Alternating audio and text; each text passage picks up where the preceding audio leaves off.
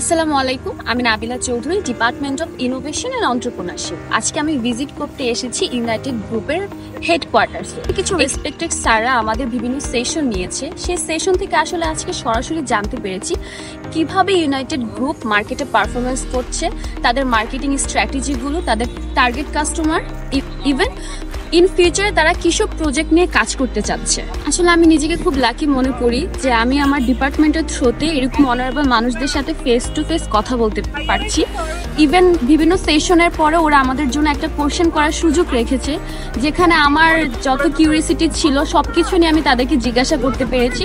তো thank you department of innovation and এন্টারপ্রেনারশিপকে এরকম একটা অপরচুনিটি আমাদের দেওয়ার জন্য, কারণ আমরা প্রতিটা সেমিস্টারে ইন্ডাস্ট্রি ভিজিট করতে পারছি এবং এরকম অনারেবল মানুষদের সাথে দেখা করতে পারছি। সো ধন্যবাদ।